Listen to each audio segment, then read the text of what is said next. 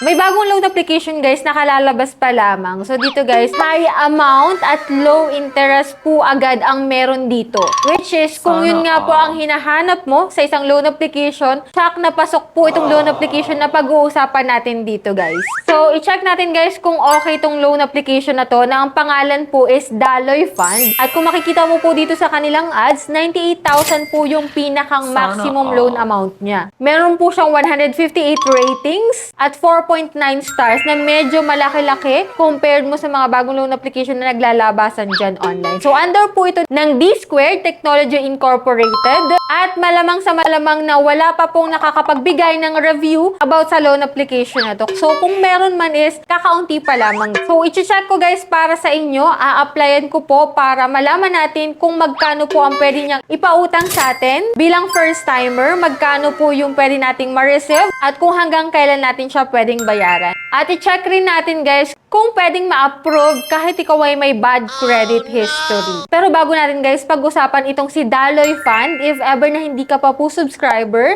i-click mo na po yung subscribe button, turn on the notification bell para updated ka sa ating mga latest vlogs. Dahil dito guys, namimili po ako ng 2 lucky winners na mananalo sa aking pa-daily Gcash giveaway winner. So ito na po yung unang winner natin. So i-claim mo na po agad sa aking Gmail account. I-PM mo na po kaagad ako doon. And syempre, don't forget to like this video. Mag-iwan ng comment dyan sa comment section para at least makasali ka rin sa ating pa-cellphone giveaway winners, which is every last Monday po yung announcement dyan. Kaya stay connected, stay active if ever na hindi ka pa nananalo. So dito guys, pag-usapan natin si Daloy Fund kasi nga ito po ay merong high amount daw at may low interest rate. So bagong loan application to guys, i-check natin kung legit yung mga sinasabi niya sa kanyang ads. So if you are interested, keep watching.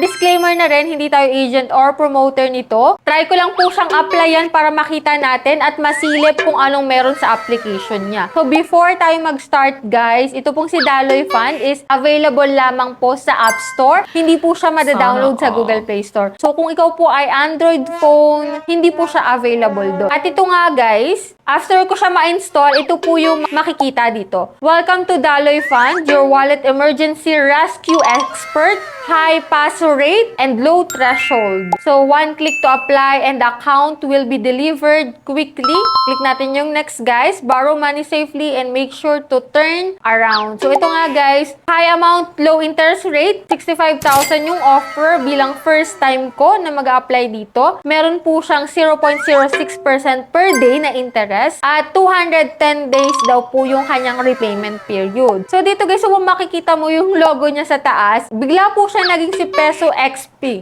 which is si Daloy Fund to guys. Anyway, click natin yung apply para makita natin. And dito kapag wala ka pang account, syempre enter mo yung enter verification code. So dito guys, medyo mali guys. Enter your active mobile number and then i-click mo po yung verification code. So minsan guys, naka-flash na po sa screen yung verification code dito. No need na po magantay ng SMS. So click natin yung login guys. And dito guys, wala pa po akong fini-fill upan. Meron na po agad na lumabas na 4,000 pesos na loan amount na offer sa akin. Which is, ikinilik ko po itong apply. Kung makikita mo dito, na bago po, from 4,000 pesos, naging 2,000 pesos na po siya. Yan, kung makikita mo, may check na lahat ng authentication, personal information. Ibig sabihin guys, meron na po akong account dito. At nakapag-apply na rin po ako dito. Kasi, kung makikita mo, check na lahat. Pero ito nga, sabi ko sa inyo, si Daloy Fund po to na dating si Peso XP. So, click ko guys yung apply. And, loan details na po kagad yung nakalagay. Which is 7 days lang po ito kung makikita mo dito. At dito pa lang sa part na to guys, makakapag-decide ka na kung magpapatuloy kang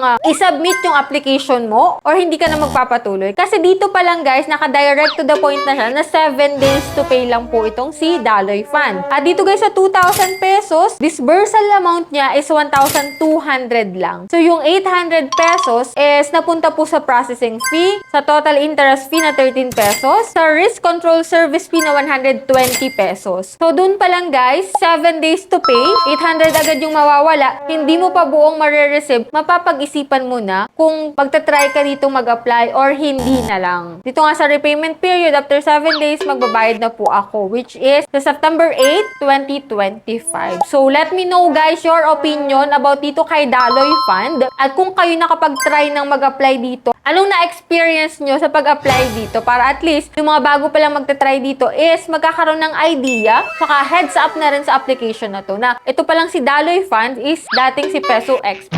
So, yan lang guys yung vlog natin about dito kay Daloy Fund and hoping ako guys na nagkaroon kayo ng heads up about sa application na to. And i-announce ko na rin po yung aking second lucky winners and yan po ang ating pangalawang nanalo for today's video. So, i-claim mo na po agad yung iyong prizes sa aking Gmail account at syempre, kung hindi ka pa nananalo na ako, stay active, stay connected. So, sa mga hindi pa dyan nakasubscribe, don't forget to click the subscribe button, turn on the notification bell, and be updated lagi sa ating mga vlog at sa ating utangan serye para at least alam mo na agad kapag may mga bagong naglalabasan dyan na loan application kung anong meron sa kanila. So, yan lang guys yung ating vlog for today. So, see you on my next video. Bye-bye na muna.